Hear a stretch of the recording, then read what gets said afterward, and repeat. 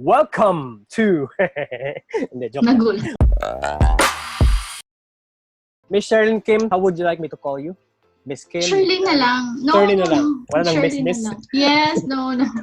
Okay, my name is John Paul Adena, JP Adena, and this is OFWpreneurs, Overseas Filipino Entrepreneurs with Big Ideas. And now, this episode is entitled Sherlyn Kim with Big Ideas. So, let's start with your 2-minute origin story. Okay, Sherlyn Kim, she's a Filipina. She's living in Seoul. And she's married to a Korean. She has 3 wonderful daughters. And when was that? 4 years ago, she started a small startup that deals with children and professionals in Korea. And now, because of the current situations, we're glad that we're expanding. We're doing a lot of online work as well. So there are good things in the bad side always. Kumbaga, your business stemmed from taking care of your family. Yes. Right? Oh, Yes, galing nun. yes. Parang hindi na tayo lalayo pa. Oo. Diba? Yun. Kasi mahirap kasi when you're not in your own country, you have to do a lot of adjustments. And it's not an easy thing talaga po. So, How did it start? Bakit po kayo napunta sa Korea? What anong trigger? Is there any why? Nagkakilala ba kayo ng iyong husband sa Pilipinas, gano'n? Or No. We met. Yes, personally we met in Manila, but story, pero we started sa dating on online dating site. Very modern, no? Very modern online dating. So, online dating site. Yes. Wow. But yeah, it started there, and she's always open about it. I'm always open about it because it was like a very, I think, cute story for us. So, very modern ang love story niyo. Kasi iba, 'di ba? Parang sa mga lumang tao talaga. Sa mga lumang tao, parang very taboo yung ganon. Na parang, yes. Online dating, are you sure about that, etc., etc. Can you find true love sa online dating? But then, ngayon it's normal, right? Yes. Medyo normal na po siyang... Yes.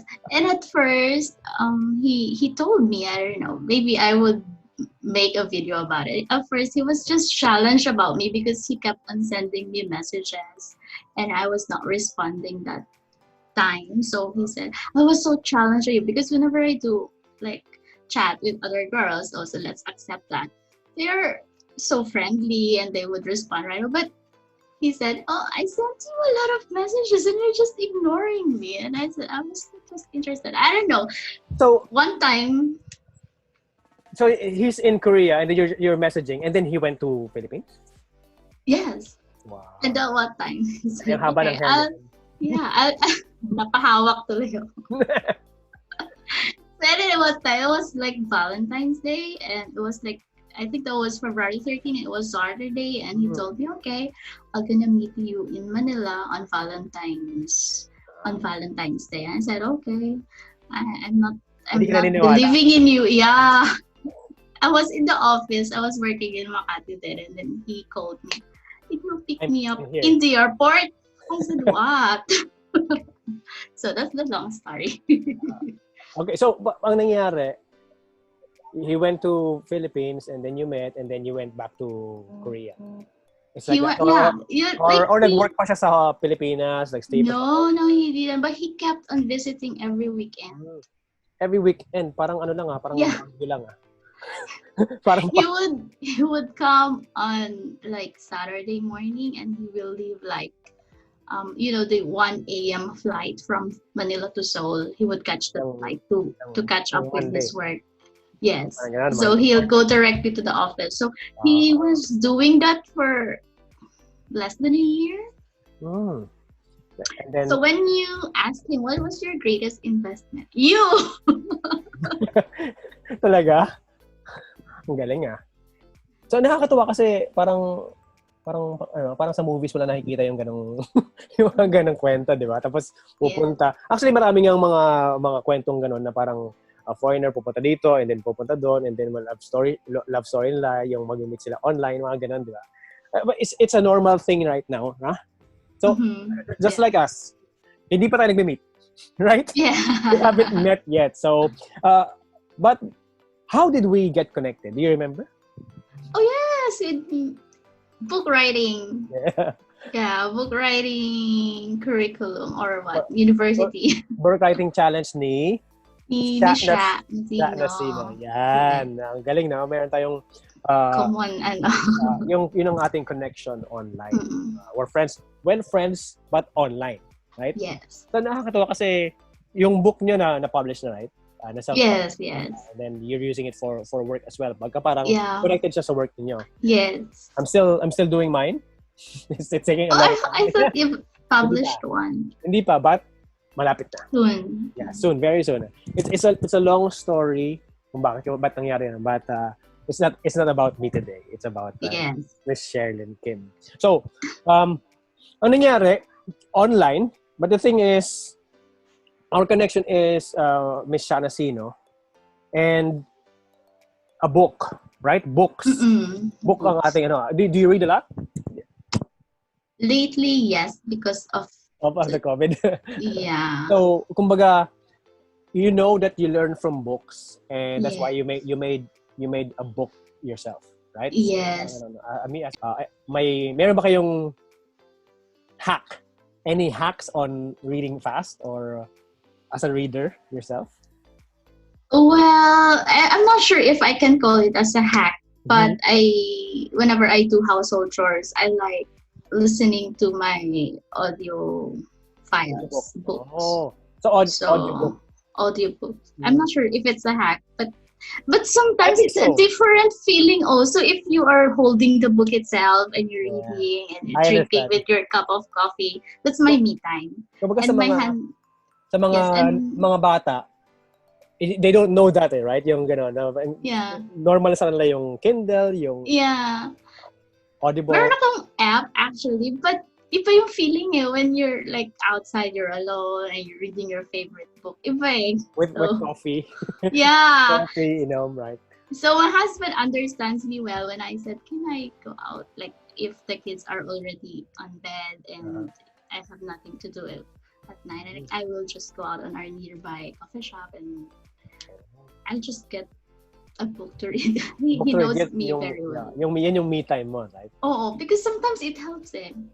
Kumbaga, parang ang quiet time mo, for me it's jogging. Kasi pa pang mag-jog. Yeah. I remember you had a lot of videos about. Yes, jogging. And then nakikinig din ako ng audiobook. Habang nagbabas, di ba yung iba sinasabay na sa pacing ng takbo nila yung music, but ako hindi. May audiobook in my head, and then yun yung ginagawa ko, tumatakbo ako after. Iba, diba? Yeah, pero gusto ko pa rin magbasa ng libro. I mean, likewise. The smell of the pages, diba? Yes. Paper. Yeah, pero sa akin, for me, a hack would be, I'm reading the audiobook, I'm listening to the audiobook, but I'm also reading the same book. Ano ba yan? So, nangyari, and then bibilisan ko yung audiobook ng speed, maybe 2 times 2. And then, susundan ko ng mata ko habang nagbabasa. Wow! So, nangyari, mabilis kasi yung mata ko kaysa doon sa audiobook. So, kaya siya, isasunod ko yung pacing ng audiobook doon sa mata ko. Wow, that's cool. And I found out na mas bumibilis yung basa ko. Oo. Kasi parang, ganun. I tried that yung biyahe namin sa airport. I should try that with my kids because my kids also loves to read. So, maybe have the book. So, you have the same feeling. Yeah? Parang siyang audio. Try ko nga. Sa tenga, and then you're still reading it. Right? Try ko nga once. I'll let you know how is it. What's the last book you read? The last book? Now I'm reading a Korean book. A Korean It's book? called After Mom. Yeah. So, it is a Korean book but translated into English. Oh, I see. The title is Please Look After Mom. Please Look After Mom. Mommy thing, I guess. Ipapabasa mo rin sa anak mo, no? Oh yeah, I know, not this because it's like a sad. So it's a novel. Parang Yeah, ganun. it's a novel. So, you speak Korean? Right Korean? Basic. Yes. Right Korean din? Right, Korean. Hindi pa, hindi Yes. pa. Ah. No, not. Oh, Just not, basic. just basic. Hindi pa fluent. Ah. No.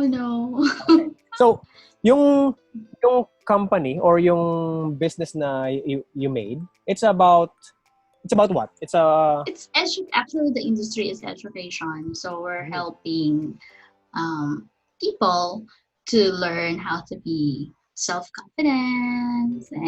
confident and how to do business outside Korea. So we're helping more of the locals, Really? So, it's locals, meaning Koreans.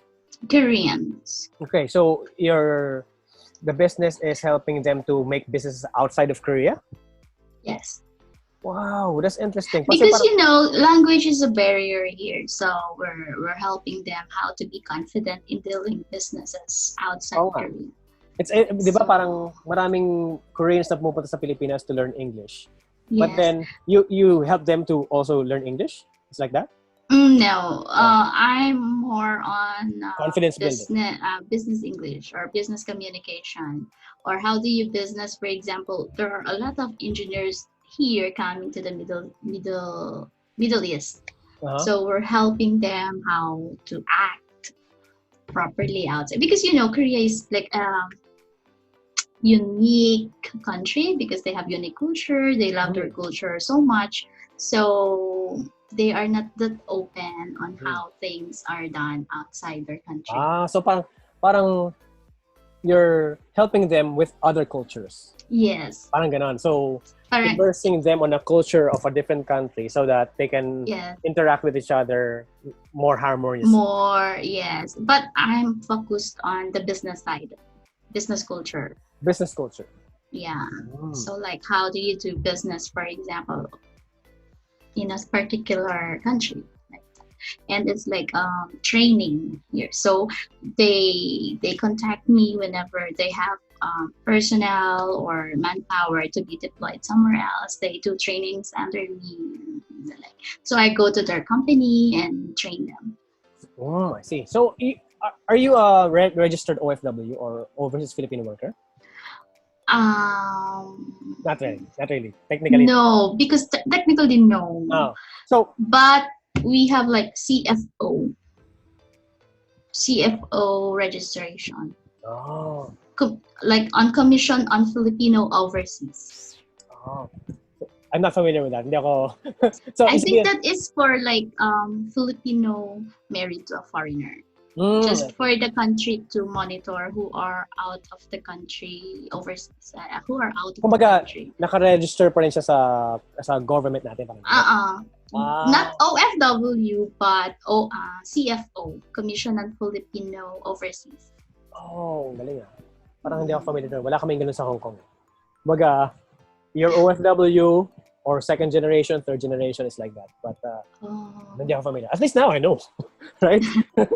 Yeah. So, no information. Actually, siguro yung mga married internationally, they would know that. They would know that. It's a requirement. Actually, you can't leave the country without your CFO training and CFO registration certificate. I see. So parang katumbas na. Pero OFW rin. Fiancé visa, parang ganon? Parang ganon? Parang not, similar, pero not 100%. 100%. Parang narinig ko yun sa ibang bansa. There's an approval for fiancé visa or ganon. So, yun yung version sa Korea. Hindi, right? Sa Philippines rin. So parang Philippine side ang CFO. That's a Philippine requirement. So okay, got it. You can't live without it. Even though you got your visa already. Okay, perfect. At least now I know. So, ang nangyari, pumunta kayo sa Korea and then you had your own business kaagad or meron kayong trabaho first? No. At first, it was hard because I don't speak the language. And then 4 days, actually maybe it's one in my vlogs. 4 days after I arrived here, my husband had to do a business trip for a month. So I was left alone. I wanted to go back to the Philippines and he just gave me, he just turned me around our neighborhood. Okay, this is the market, this is the bus you can go. And I don't have driver's license back then, so this is the hospital, and that's it. You can do it, he said to me, and I didn't know anyone here. I don't speak the language. It was hard. So maybe one of your struggles yung umpisa niyo dyan. Yes, it was hard really. But the thing is, at least you're forced to know everything fast. Yes, right? The bright side is when you're able to do it, or like, wow, it's a achievement. It's an achievement na, nagawa ko. But there are a lot of struggles. One time I explored the city and I couldn't find my way back home. So I was calling my husband overseas, how can I get back home? And then I was so scared of riding a cab. So he said, okay, just stay there. Can you see it? Then there was a landmark then. Okay, can you see that hotel in Seoul? And I said, I'm just beside it. Okay, just check in there and I will have my junior to pick you up tomorrow morning and then he will send you back home. So that's whenever I remember those things, it brings back the makes memories me yeah. But the thing is, it makes you strong, right? Yung mga ganung yes. Right now natutunan ko na everything that challenged you in life made you stronger. Yes, and pagka nagawa mo na before, parang kaya mo na gawin ulit. Yes. I'm pretty sure alam niyo paano umuwi from that hotel, no? Di ba? It's like at the back of your mind na, or of your hand na. No? So whenever we see that hotel in downtown, he would like push me back like this and then, do you remember? Do you remember? I said, no. Kumbaga parang ilagay mo lang ako sa isang hotel and then susundin mo ako, di ba? Parang ganun. Actually, hindi pa nga siya, eh, no? Oo, yung junior niya. Yeah, ang galing. So, if you don't mind me asking, so, what's the work of your husband? He's a... technically, he's an engineer, but he's also on his small startup. So, we're doing things. So, meron siyang separate company and he's also employed, parang ganun. Or no. Employed? I influenced him to be on his own. Talaga? 5 years ago, yeah. So before he was in the big top 3 companies here in Korea. He's like an engineer there, but I was trying to convince him because and now he was thankful to me. He said thank you. parang sarili niyang firm, parang gano'n? Yeah. Engineering firm. So, na-influensyahan niyo siya na instead of being an employee, and then maging siya na lang yung may-ari or she, right? Nahirap pa kayo sa transition? Yes, because the reason for that was, Koreans, they are hardworking and they have their office culture na when your boss is in the office, isn't it that you're not allowed, pero parang it's off when you get back home first. If your boss is in the office, so you have to wait for your boss to be out first before you leave. So kung workaholic ang boss mo, yes, you have to stay there. Talaga? Yeah, that's a culture. So it's like you won't go home unless he goes home. Yeah, in Korean we call that nunchi. So it's like, I don't know. There's no English translation of nunchi. Direct it's like translation. Yeah, so it's nunchi. You have to wait for your boss to leave before you go. And so when he started his own, pwedeng umuwi yung mga yes.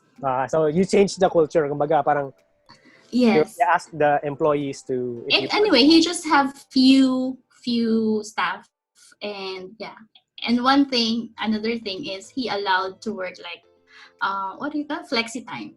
Flexi time. Wow. Yeah. So, ito nga pala yung resume ko, tapos mag-a-apply ako. Mag-a-apply ako sa company ng asawa mo. Flexible time, that's good.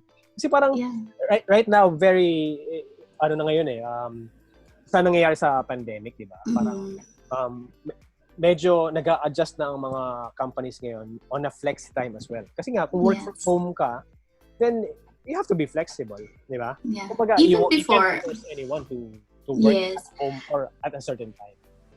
So because maybe because he experienced that and he knows how it was before, and especially if you have a family, so he made that way. So basically, and I'm happy as a wife. Yeah, of course, you have more time with him, right? Yeah. Not only with him, but with family, right? Yes, with family, with the kids, and we can do things together. And that's basically the message ng podcast na to, di ba? Oh, entrepreneurship. It doesn't matter where you are. The message is OFWpreneur, meaning you can start your own company sa country that you're working in or sa Pilipinas. Yes. Right? As long as you're there, as long as you're baga, parang baby mo kasi ang ang businesses eh. Parang ayaw mong iwan. So if you're going to start in the Philippines, be in the Philippines. If you're going to start in Korea, be in Korea. And in this instance, that's what you did. So, nag-umpisa ba yung company mo first and then you influence your husband to make his own company, or the other way around? Nauna muna siya? Nauna ako. Oh, ang galing. Competitive Because my work before, when I started, I was teaching English already in a company and in the school here in Korea. And then I got pregnant and I said, I just want to focus with my kid. But kapag kasi, di ba, nagtatrabaho ka, parang hindi mo makita yung sarili mo at home na walang ginagawa. I mean, there are a lot of things to do at home. Yes. Pero iba kasi yung hahanap at hahanap ka ng gagawin mo. Yes, parang even though na marami kang ginagawa sa bahay, parang incomplete. Yes. Parang ganun ba? You're not so used to it because you've been working after your university. So, yun. And then he said, are you sure? Can you do it? You don't even speak Korean. And I said, I will try. I'll manage. Don't worry about it. I will try. And he said, okay. And then nung nakita niyang it's okay, I mean, it's a good path, di ba? So, then you influenced him to do the same, di ba? On my first year, it was hard because no one would, you're a foreigner doing business here in Korea. So, no one the medium is Korean or English? This company? Both. So, that's why you have to... But more on English. So, that's why you're forced to learn Hangul. Hangul, tama ba? And not really because of that. That's because I have kids and I have to communicate with my in-laws. And if you don't speak Korean here at all, it would be very hard. Parang sa Japanese, di ba po, mayroon silang culture na if you go to Japan, learn to speak Japanese. We will not adjust for you. Ganun din sa Korea, parang ganun. Yes. Ang culture nila is parang, why would I learn your language? You're the one who came here. Here. Yeah, you went here. You try to learn the language. You try to learn the culture. So something like that. So nag-a-adjust ka talaga. When nag-start po kami ng business sa Hong Kong, it was hard. You have to follow all the rules, the licensing, especially sa food po kami. So parang licensing, everything. I didn't know you have to do this, you have to do that, you have to do this, etc. What was the challenge sa pag-start? Meaning, yung business registration, whatever you have to do to start your business, ano yung parang hardest part? Hindi yung operations part when you started, but the actual starting of it. I'm just curious kasi we have the same. I mean, we have our own struggles at starting it. What would be the struggle in starting a company, your own company in Korea? Yes, the struggle was first the language, second the process.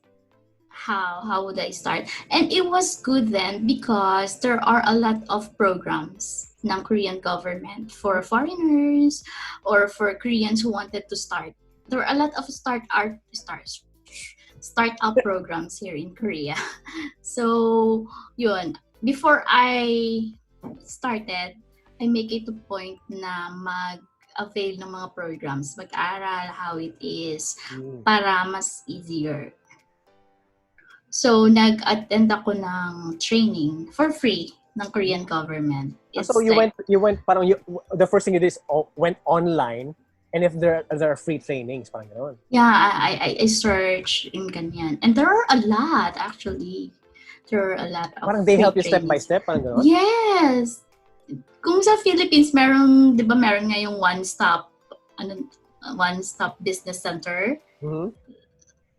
I'm not sure if it's working already. Not sure. I haven't. Sure. I've seen that in one of the news na meron one-stop. Parang one-stop lang. Tas service, one-stop services, like, not really for the business, like, yung, nandun na yung mga SSS, like ganyan. Sa Korea, parang meron din ganon for those who are interested to put up a business. So they're encouraging people to do a startup, and they're doing it for free. And I'm thankful, I'm grateful I attended that program. It's like a 6-month program, so they will teach. Yeah, they will, but it's like twice a week. So parang you invested your time first to learn everything, all the rules, before you umpisa. Tama. Yes, because no one would help me. My husband said, if you really want it, then go. I will support you, maybe apart financially or whatever. But it's your business. You want to start it, so you have to know how it is. And at the time, I was like taking tampo to him, and I said, "You are not supporting me all the way," because you have to know it. And then he said, "Okay, you attend." So I attended that program. And how I wish may ganyan din sa Philippines, no? Yung ganun program. I think meron, but the thing is the culture sa Pilipinas. What I correct me if I'm wrong, pero hindi tayo entrepreneurial. Yes. Maybe. Parang we're okay na meron tayong boss. Yeah, or parang we feel secured na monthly we will be receiving that amount. That amount, parang instead of a possibility of exponential growth sa business. Yeah. But meron naman akong let's say 50,000 per month or per month na sweldo. They would rather go with that and then the benefits of that, right? Did you secure my wife's here because I'm on a diet. Wow. So, how I wish. And meron akong schedule na every 3:30 ang aking snack. So I have snacks. Iingitin lang kita sa aking napakasarap na mangga. Wow! Sarap ng mangga. And apple and banana. So are you tumatabang. So you're not into carbs? Ano lang? The diet is 0 carbs and 0 sugar. The only sugar will be natural, which is from fruits and veggies. But sugar itself, no. So, yun. And then, cardio. Nalungkot ako bigla. Kasi, nung dumating... Parang I can't let go of sugar. Parang nag-gain ako ng 4-5 kilos. Since you came back? Oh, since I came back, parang... Kasi hindi kami makalabas di ba? Parang lockdown. Lockdown, hindi lang pa nila mabas. Parang gano'n. So, hindi kami makaano. But then, naipit ako ng lockdown dyan. Do you know? Yeah, me too. No, February? Yes. You know the 72-hour window? Umuwi kami ng January 31st. And we got stuck the whole February. Nakaalis kami papuntang Hong Kong ng March 4 na. Wow. How about you guys? Anong harapin? I wanna parehas tayo nangyari yun eh. So, what did you do? Yeah, we're supposed to get back February 19. And then suddenly there was like a 72-hour window. So my husband got panic. He booked us on like Manila to Thailand, Thailand to Seoul, and then suddenly he canceled because he said no, because Thailand is also locked. Yeah, locked, and then he got a flight again, Manila to Taipei to Seoul. And then we found out on the day of our flight that there's another rule that you can go, foreigners can leave, you can. Pwede naman pala silang lumabas. Actually, ang foreigners ay pwedeng lumabas talaga eh. Yes. Kasi di ba yun yung window na sinasabi mo, right? Yeah. Na all the foreigners can leave within 72 hours. Yun ba yung... Oo. Pero kasi hindi kami abot ng 72 hours. Parang we have like a 7-hour gap after 72 hours. So hindi kami nakapasok doon. But then everything... Nakalis naman kayo? Went right. Yes, on our original schedule. Oh, I see. Kami naman, ang nangyari, like kinausap namin with the help of Miss Susan Ople. Kinausap namin yung OWA admin Hans Kaktak. We went to their office. nagkaroon ng group, pumunta kami sa office, and then we ask for permission na lift mo yung ban sa OFWs na nag-work sa OFWs and permanent residents or residents ng Hong Kong na wala problema. Parang ang contention namin nun is we trust the healthcare system of Hong Kong more than Philippines. Hindi ko siya dinadown, but it's just yeah. Kasi ang Hong Kong, they know the SARS, di ba? Yes. Yung SARS, they already know what to do. Yeah. Nangyari na sa kanila yun, parang nasaktan na yung ekonomiya ng time na yun, hindi nila hahayaang mangyari ulit sa kanila yun. So, para sa amin, yung healthcare system nila, ngayon, very, very proud of Hong Kong, na-feature din siya na parang, at the start of the pandemic, merong 4 deaths unfortunately, may 4 deaths sa Hong Kong. And then, fast forward today, the total deaths in Hong Kong are only 4. Wow. So that's impressive. From the start until now. Wow, that's so impressive. So parang nangyari, mayroong signature na kailangan parang sinasabi na sagot pa rin kayo ng gobyerno pag magkakasakit kayo or whatever. But it's your own volition kung bakit kayo pumunta. Bakit kayo pumunta doon? It's your own decision. Hindi namin kayo pipigilan, but it's your own decision. Parang gano'n.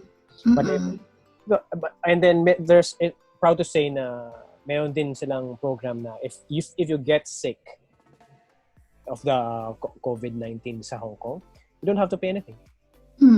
Likewise here, foreigner or locals. But dito sa Pilipinas, we have to million ang gagastusin mo pagka mag-stay ka sa isang hospital. Lalo na pag-private. Oo nga Sa mga news na nakikita. So, parang kaming joke ng asawa ko na, let's go back. But, of course, wala pa rin. Of course na. So, yes. Kaya nga umuwi at umuwi. Yes. So, how often do you go Philippines? Twice or thrice a year. Parang, again, parang Pampanga lang ulit. Pero hindi kita masisi kasi nung nasa Hong Kong ako, talagang every year, diba? Parang at least once a year meron ako. And then yung mother ko, laging pumupunta sa Hong Kong every year. Once or twice every single My parents din. Tsaka yung mga bata kasi gusto nila yung mga beach and resort. Sa Batangas kami, di want to sawa sila. So, were you affected mang Taal? Hindi naman. Pero most, yung sa cities namin, affected. Other side ng Taal, kumbaga kayo. Yeah. Nung unong humangin, dito kayo sa kabilang side. Kasi nga, yung grabe. My cousin lives in Batangas. So parang sabi ko, are you okay? Kasi parang concerned ka, di ba? Sabi niya, I'm okay. Sabi niya, sa kabilang side. Yeah, I was calling my parents, are you okay? That's the reason why I tried to visit them because of the Taal eruption. We're supposed to go during the time when it erupted. Kasi nga bakasyon ng mga bata. Pero na-delay. Sabi ng tatay ko, no, kasi maalikabok. Ganyan. Wag na lang. So, so nalipat kami ng February and then yun nga, pandemic naman. Na-stuck kayo sa Pilipinas. Sabi nga ng anak ko, ng isa kong anak, sabi niya, it was the worst vacation that she had sa bahay ng lola niya. Pero babalik pa rin daw siya. Pero sabi niya, babalik pa rin daw siya after ng corona. Sabi ko, okay. Yeah, of course. I know everything will be alright. Baga that's my prayer every night. Palaging sinasabi sa anak ko. Of course, you have to explain to her. She's 7 years old. So explain to her what's happening, di ba? Coronavirus, and then, ang prayer namin at night is, first, we're thankful na we're okay, right? Kasi maraming ibang taong nagkakasakit, maraming taong affected. But us, we're good. We're still okay. And ang mai-impart ko na sa kanya is the feeling na I believe that everything's going to be alright. Yes. Diba? Na parang sa isang business din, diba? Pag may mga struggle sa business, when we have had problems with our business, tapos parang feeling mo, hindi na talaga kaya. Hindi na, oo. Parang give up ka na. Give up ka na. Gusto mo na mag-escape. Parang gusto mo mabakasyon, di ba? Parang ganon. Oo. Ang sabi sa, parang, the thing is, everything is going to be all right. Yes. And then it's just money, right? It's just money. Definitely. As long as I'm okay, as long as my family's okay, we're good. Diba po? Diba? So, that's right. Speaking of struggles sa business, maybe your business or your husband's business, yung struggle nyo specifically, and what would be the highlight also? Baga, nandun tayo sa kabilaan, negative and the positive. What's your low point, and then what's the highlight? And of your... My lowest point when I was starting was, yun nga, first, because I'm a foreigner, whenever I reach out for cold calling or no one would believe you. Grabe yun. Yes, and parang kinigal ako, di ba? Yeah, pero yun nga eh. Kasi nga, hindi ako that well equipped. I mean, parang sumabak na ako sa kera nang hindi ako handa. Which was my fault. And then, kami, parang TED talk kami ng husband ko na, I was telling him, I'm so tired, I should have not started this one. And then I said, just keep going and try to learn every day. Kung meron kang mga struggles na experience today, make it na mag-improve ka about it. And then very there was one cold calling. Oh, go ahead. Yeah, and then out of 20 clients, supposedly clients na I was reaching out, merong one international school na nag-reply back to me. And wow! So, how many times muna? Sabihin, out of first 1 in 100? Or 1 in 20? 1 in 50? 20th call? Siguro, not call, emails. Email. Yeah. So, how many emails before nangyari yung isa? Maybe lahat ng all international schools in Korea, maybe I've sent. Let me give you a number. 1,000? No. Maybe 50 plus. 50 plus. And then the first email you got email back. First email back? Yeah, email back. So everybody just ignored. Scene zoned you. Yeah, scene zone. But they read. They read. You will see, even right? Though, I'm continuously doing, like, sending them mails. I think but that one school believed in me and got curious in what I do. And then that started. When I got that client, everyone follows in the community, in the industry. So, thankful. I'm so thankful to that. Because it's like a big top international schools here. And then when the other school found out that, hey, this school is doing this, and so it goes along. And I was so thankful for that. So, yun talaga. Kung parang feeling mo down na down ka na, may mga point talaga na ganun eh. You don't have, masasabi ko lang is keep going. So technically, your low point is finding that one client, and then your high point is actually finding that one client. Yeah. Yes. So I'm still with that. Parang ang galing ng message. It's a good message that we can impart sa ating audience. Na basically the lowest point is actually the turning point to the highest point. Yes. Ng iyong career. Ang galing, no? Yeah. Merong picture ako nakita sa Facebook or I don't know, Instagram, wherever. Na may isang lalaki na parang nagpipiko, naguhukay sa kabilang side, naguhukay sa dalawa. And then this part is mayroon siya nakuhang diamond. And then yung isa, nag-give up na siya, pupunta sa kabilang side to get that diamond. But then, kung konti na lang talaga sa kabilang side, so makikita niya yung pinakamalaking diamond sa buong mundo. Parang ganon, di ba? So, all you have to do daw is do not stop. Yes. Di ba? Parang, don't look at the competition. And then just don't stop. You only fail when you stop. Ang ganda ng message na yun. Kasi parang, you didn't stop until the 50th and then the first call back. Yes. You know what? When I was opening that, I mean, it was just a reply and it was just implying that we're interested to know more about what you're doing, like that. It was not like a done deal yet. But when I was opening that letter, I was so emotional because, wow, it really, because I was losing hope then. And I said, diba? So I was in the office and I was opening that email. I was so emotional and I said, okay, I will make it work because this is the only one that got interested in what I do. Yun. And you got testimonials and then and so on and so forth. Ganun nangyari. Yes. And I think the best one that helped was like the word of mouth So among parents. they are still your clients until now. Yes, but now we're stopped because of the pandemic. So Wala kasing school. So, but you told me earlier na you're still striving, or you still have clients, you still have work done even at home right now. Yes, but that's in the business side. So we have like schools and for students or for children, and then we have for professionals in the business side. So in the business side, we do it like online, and sometimes I visit the office just to. Yes. So what's the business model? Parang nangyari I'm a bit confused sa business side and then the student side. Meaning, your clients are professionals. That's one thing. And then the other clients are kids. Like students. Oh. Yeah. So but the boiling point is just the same. How to be confident. How to learn good manners and etiquette. Something like that. So just the same. It's just like in adult, it's a different approach as compared to children. Of course. Baga iba yung approach lang, but the same business model.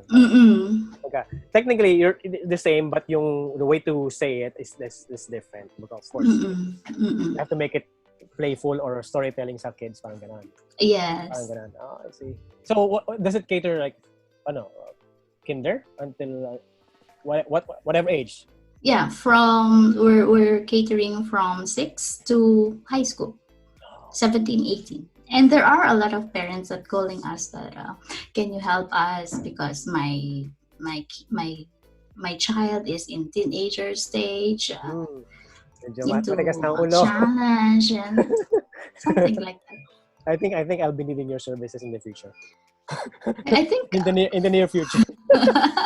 No. How about the kids? How are your kids? So you do what you teach with your kids, right?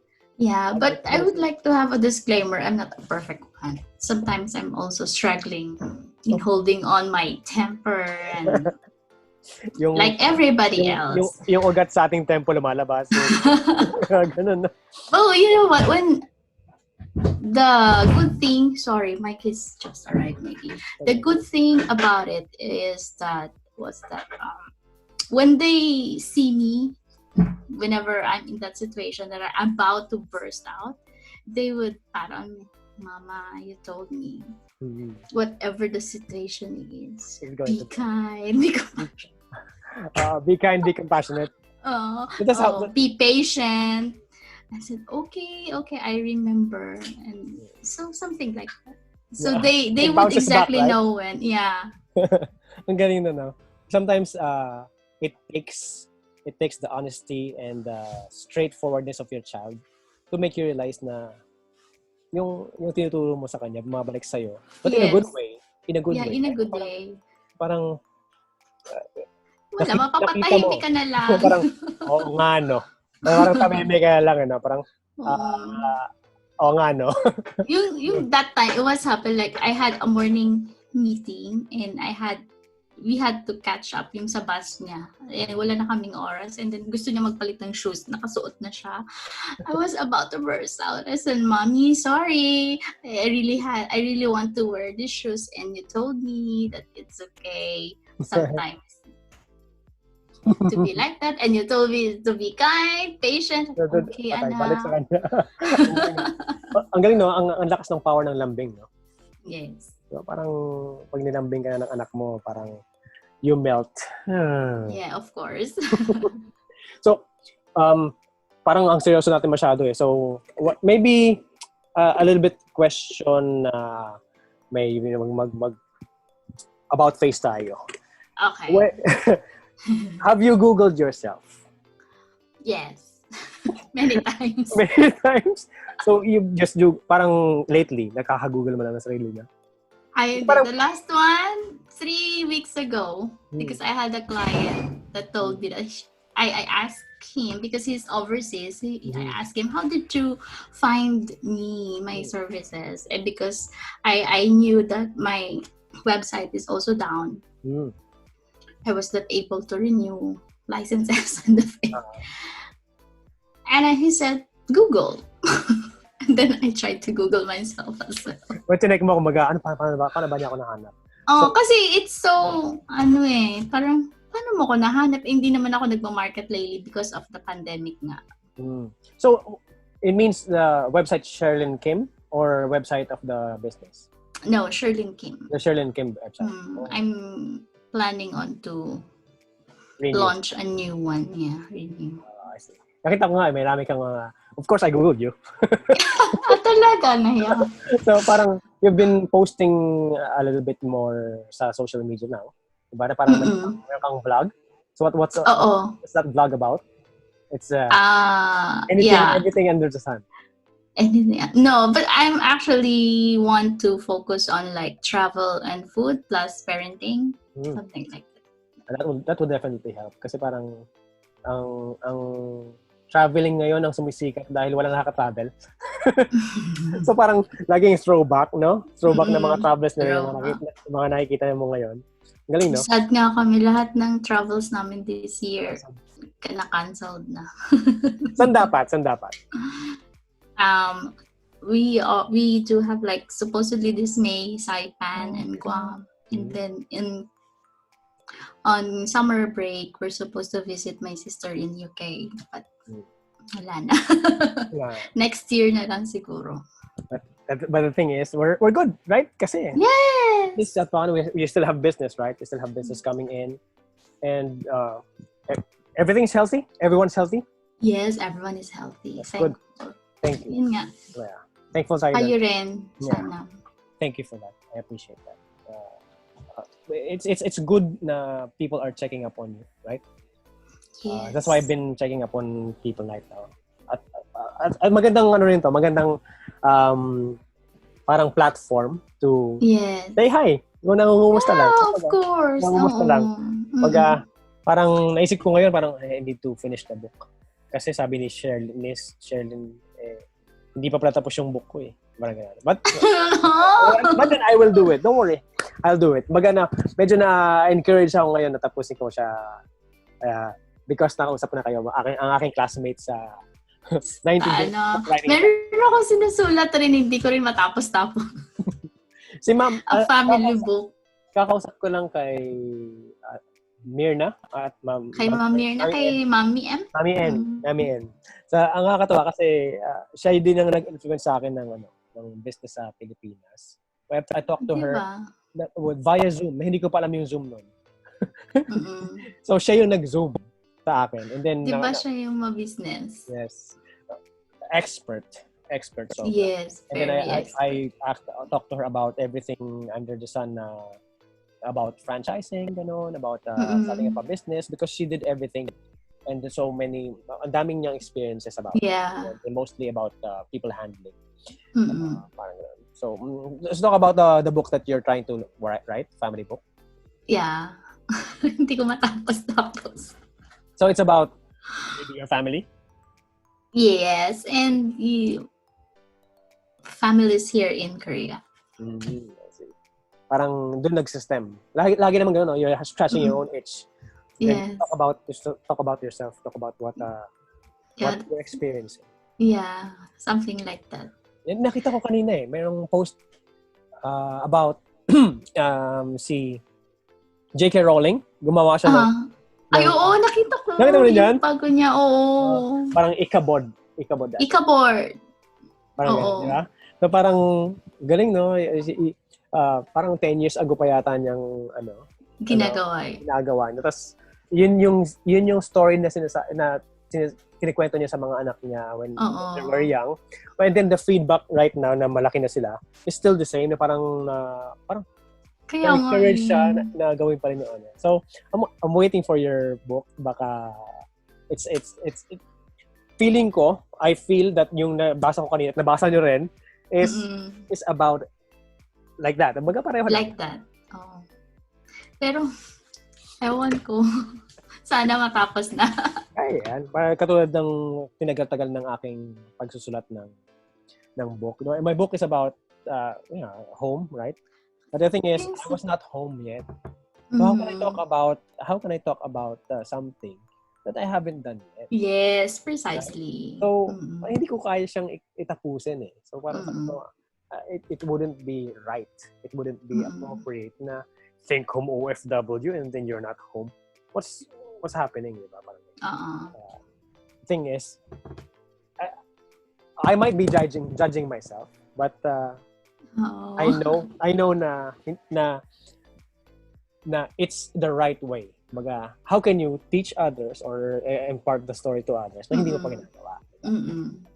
So kaya nga nagkaroon ng OFWpreneurs. It's a cool place It's a cool place for OFW. Ang galing, no? Parang natututo ako sa lahat ng mga sinabi niyo sa akin. Parang I learned from your struggles, I learned from your mistakes, I learned from your diba? I think I haven't cold call yet. So I should. Alam mo yun? Hindi pa ako nakapag-cold call eh. So makapal na mukha ko, face to face, na lalako ako. Pero yung cold call, parang hello? Hindi na naman talaga. Yung cold call kasi may dalawa siyang pwede siyang via phone, pwedeng via email. Yeah, I haven't done that yet. Even talaga? Hindi pa ako try. Yeah, so maybe na-influence mo ako na usually sa mga ganung marketing strategies, di ba? Parang una-una yung cold call eh. Tapos everything else in between and then sa ngayon is social media. The thing is, we forgot na this works. Yeah. Free! This also works. Yeah, for free marketing. Especially sa mga professionals, right? Sa mga B2B, business to business, no? Parang it's like parang mas appropriate sa yung mag-email. Sa business talaga. Oo. Yeah. Would you say no? But you do social medias, right? Social media. I do social media. Pero not that active sa business kasi mas okay talaga yung parang personal. Ano ba tawag doon? Personal communication. Parang ganyan. Kumbaga, word of mouth and then you start from there. Yes. Do you specifically ask for recommendations? Nag-ano na ako. Yes, I do. And there's nothing wrong with it, I think. Yeah. Especially like for me, when I handle professionals and then yung program nila sa akin will end up in a month and then I will ask for recommendation. And most of my clients are from recommendations as well. So parang it works so good. And then tuloy-tuloy siya. Because it likes a chain. It's like a chain. So if I makapal talaga mukha, I would ask my clients. So if you know somebody who needs help or just let me know or just let her know. And then you would be surprised. They will contact you. They will tell you, I was recommended by one of your clients. I said, Galing and then you take care of that thing. Yeah, that client. There's a real estate training that I attended na sinasabi na your services does not end sa end of sale. Yes. Even though the program has ended, I still call my previous clients. Are you in the country? Let me know if you're here. Let's have coffee. Let's talk something. You take care even though you are not doing business with them anymore. Because later on, the relationship will still help you through. Awesome. Do you do LinkedIn? Yes, I have LinkedIn, but I have. But it's not that. I'm not posting. I'm not actively posting. Because I've watched someone and it's usually pag business, pag B2B, like yours, right? It's mostly B2B, right? So the setup is like that. Those are B2Cs. But actually, hindi, no? Sa mga students, ang kausap mo schools din, right? So, yes. B2B. B2B and then there's C. But sa businesses, it's always B2B. B2B. Yeah. So parang, because the company is like handling all the fees. I mean, the company is shouldering all the fees. All the fees for their so it's like B2B. Yeah. So may nakita ko na LinkedIn is the best way to go B2B. Kumbaga. Right? So I should update I should post. I'd be active. Tama, di ba? Kasi what I'm the OFWpreneur Podcast is here to help other OFWs to jumpstart their businesses or maybe remove their fear of starting up. And then for me, selfishly, Baga natututo ako sa mga kausap ko. Mm. Like you, 'di ba? Parang hindi ko alam na may matututunan pa pala ako. Kasi feeling ko dati kahit alam ko na lahat eh. Alam mo yun, yung alam ko na yun. Kahit naman ako, everyday I'm learning sa mga Diba? tao nakakausap ko, sa mga, Diba? you know. And right now, sa daldal kong to, parang naano ko na nakukulong ako dito sa bahay. Parang feeling ko this is just my way na mailabas yung kadaldalan ko. At wala na akong makausap, kundi four walls and then my Pero maganda itong naisip mo. It's diba? a very Right good now. place Yeah. for OFWs to visit. Yeah. So, let's go with your business. I want to go with the specifics of your business. Mm-hmm. I want to give you the floor to promote your business, all of your business if you'd like. Para after you explain it, then maybe I have questions as well to provide more value sa mga nakikinig ng podcast. Go ahead, Miss Sherlyn Kim. Okay, so yun nga, as what Brother JP told, I'm doing a small business here in Korea, and it's all about helping people how to be confident in business and in their daily lives without offending anybody. So from doing business outside the country or in other countries, we train them. We do have programs, and then so we have website www.mollymanners.com, or you can send us through Molly Manners South Korea FB page. So yun po.